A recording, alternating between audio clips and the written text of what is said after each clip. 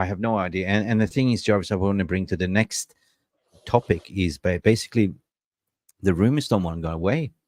I read an article today that saying that, again, yesterday we covered this, that INEOS is looking to target players that has 1 year left of no contract. And today another story to say similar to Mason Mount. And I was going, that cannot be happening. Yeah. I mean, is it good or bad? I mean, is it pros and cons? Looking like Joshua Kimmich and stuff like that. Are you think about signings now, or? Yeah, summer transfer. Yeah, basically coming down to slashing down the cost. Well, we need to sell players, and I think we know if you'll be doing this as a 3-year or 5-year project, we have to rebuild something, because obviously it's not working as it should be. So we need to change the transfer structure. We need to sell players who won't be at any value in 3 years. We need to think about, is it possible? Maybe we should sell Rashford to PSG, for example. Maybe we should sell even Bruno Fernandes, because he's coming up to his 30s now. And Luke Shaw. We have players who we consider like regulars, but if we don't sell them now, it's our last chance, or the value will evaporate. So, but still, what do you think, Mick? I don't know. I don't see any light at the end of the tunnel when it comes down to slashing down everything. We have a broad community within Mufc Realist TV and people that have close contacts within the club and stuff. And then I heard from somebody very credible, I'm not going to mention names here, that nobody is safe at the moment. They are looking at every high earner in the contract, and they were going to be ruthless and cut down the costs. So nobody's safe. Bruno Fernandes, Rashford, the rumors of PSG. There's no smoke without fire. And the only thing that we can say is when the summer comes, the proof will be in the pudding, right? So, yeah, I agree what you're saying. Like, we should focus on the football, the infrastructure first, and then on the long term, look at what we're going to do with the stadium 100%. But at the same time, we got to oversee the facilities, right?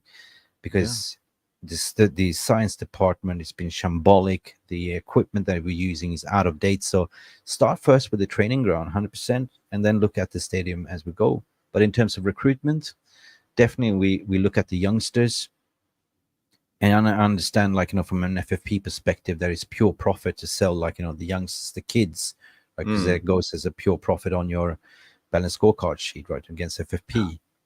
So the proof will be in the pudding at the moment. So there's nothing really positive going around that one. So we're just waiting. We have players we can sell this. We have, for example, Mason Greenwood could bring us some cash. So a lot of people in the La Liga in Spain who are interested in Greenwood, and he's a youngster. He comes from the academy, so it will give us 100% of the sale value. So.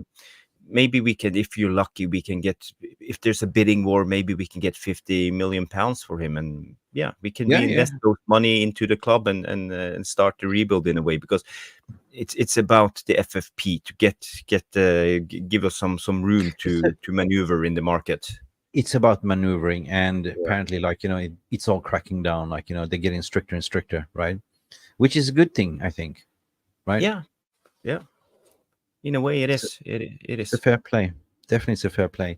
But at the end of the day, like, it all comes down to a director of football as well, to putting the right structure. And it leads to the next story, because apparently INEOS had a board meeting that bought the Class B shares. I don't know what's going to happen, but it looks like it's going to be ratified or approved by the SAC, like the New York Stock Exchange. And I seen the price going up to their share price to 21.67 the last time I looked.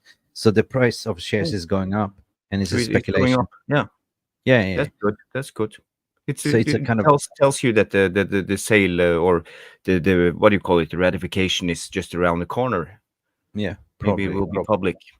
Yeah, and they already know which sporting director, football director. So it's been rumored Michael Edwards is not. He doesn't want to be there. Like, he's going to take a step back.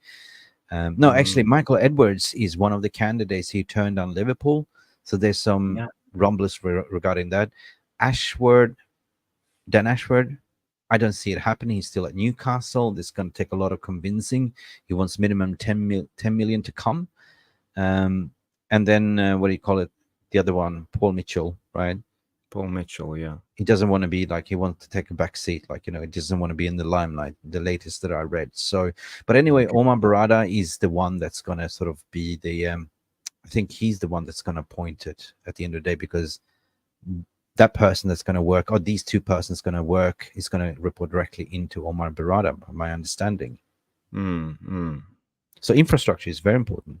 It is, and hopefully we have a competent person in Umar Barada. His credentials are fantastic, so maybe he can come in and turn things around. And of course we have Dodgy Dave, and as someone like to call him.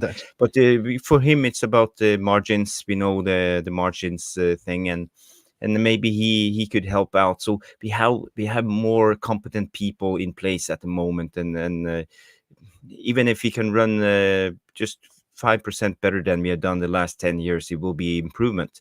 But we all wanted the full sale, but it is what it is at the moment. I just want to bring up this comment from Craig Warby. He said, I'm open to anyone being sold, Jarvis, for the sake of moving into the next chapter, whatever it might be. And Gary C comes in and say, Martial and Rashford off the payroll could give us 4 to 5 decent new players in wages. That's true. Yeah, definitely. I love to bring this up as per usual. Hang on a second. And this is my favorite that I want to bring to the stage as well, guys, just for your information. Hang on. This is the salary kind of earning what we are. Maybe I should just increase it. Like, this is already 120%. You can see that. So you can see the high earners close down. I hate all this advertising. So you can see Carlos Casemiro is definitely in the threat. He's got 2 years on the contract. Don't touch my Casemiro, please. We need Casemiro. Would you sell Casemiro? Would you keep him? I don't think it's a resale value on Casemiro anyway. No. It's about his wages, but we have to have some experience in the club, so I would keep Casemiro. Yeah, but when it comes to the second one on the list, Rafael Varane, he was linked away to Saudi Ronaldo's club yesterday, 50 million. And if we can get that offer in the summer, I would sell him right away. I think that's a good thing. Not because his age, he's 29 years old. He still have a couple of years left. But I think Varane is too injury prone. He can't play 2 games a week. He can maybe at the best play 1 game a week and stay fit. But yeah, I would sell Varane, and it will help out the wage bill too. Okay. What I heard from today was anyone that's on the 150 bracket a week above is in danger zone. Basically, that's what's starting from Luke Shaw. Ericsson, we know that he might stay. I mean, he was secretly talking to Turkey. I think it was Galatasaray, but he's definitely going to leave in this summer. Harry Maguire is in the danger zone as well. He's on 189, let's say 9.8 million a year, right? Anthony Dos Santos, there's been rumblings regarding not being performing, having a 10 million quid wage bill, don't offer anything. Definitely will be scrutinized. Mason Mount, we haven't seen anything. Jesus Christ, we overpaid for Mason Mount, right? But there you go. Anthony Martial would definitely go, so that you free up 13 million in wages. Rashford, 15 million, 15 and a half, 15.6 in dangers, and Rafael Varane as well. So if you do free up some of them, at least it's easy to say that, you're being clear in the FFP and can invest in the summer. Yeah, it will help out a lot. But our wage bill, I think our wage bill is down compared to let's say last year and the year before. We have lost a lot of big earners like Paul Pogba and you name it. But and Ronaldo, for example, he was on 550 or something. 550, yeah, ridiculous kind of money. And De Gea, 375 on De Gea. So it's not too bad, but we got to start somewhere and start this rebuild. And we got to be more sober when it comes to giving out new contracts and when we sign new players. We don't have to 10 times their salary. If you're on 20K, okay, we can offer you 40. Yeah. Don't offer them 240. True. They're not Yeah. gonna offer anyone any bumper contracts. Even there was a story today regarding Bruno Fernandes. They're not gonna give him a bumper contract either. Stay where you are, like stay in line. And I think they also talked about Rafael Varane. You can stay, but for lesser wage as well. So they are serious now. Yeah. I say that this needed to be done years ago, right? And the one that spoiled it was actually no other than Ed Woodward.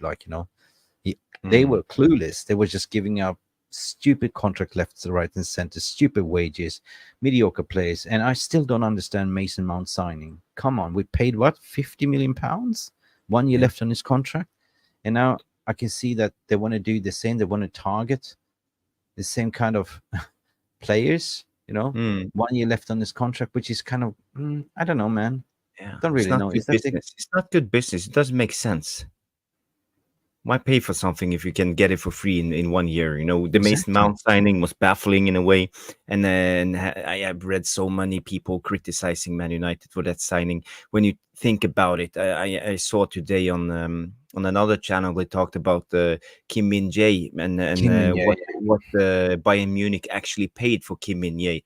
It was peanuts. now it was down to 35 million pounds for Kim Min Mm. Jae. Could have got him in for 35 million pounds.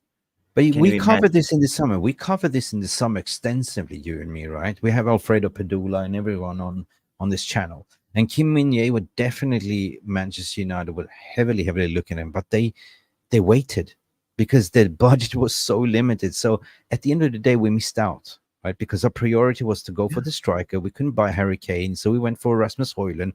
Fine. But then at the end of the window, everyone was talking about Amrabat, and Amrabat was waiting and waiting and waiting. So we had to finesse the deal. We just have to go in with the loan, 8 million upfront, and with an option to buy it in the summer. And now they're talking about we might not even keep him, right? So Kim Min Jae is somebody we definitely looked at, missed out. And the links to Todibo, I don't know if it's a good option, or would you go for It's the somebody like that? INEOS link, the Nice It's an INEOS Ineos link. link. That's the thing. But Kim Min Jae was the one. We imagine we could He have was the sold one. Harry Maguire 30 million and gotten Kim Min Jae for 35, and we Yeah. didn't. We were snoozing, and You we snooze, spent you lose, yeah. 55 millions on Mason Mount at the beginning of the transfer window, who had 1 year left on the contract. The people who are running this club, at least at that time, so incompetent, and now Yeah. we're paying the price. Yep. Guys, there's over 100 of you watching. Brave soldier. I know for me, it's almost 6 o'clock in the morning AM when I'm sitting Asia Pacific time. I haven't gone to sleep yet because I'm dying to talk to you guys. So let us know in the comments what you think. Kim Min Jae, did we miss that boat? And God, I regret it. We should have a Kim Min Jae. But in terms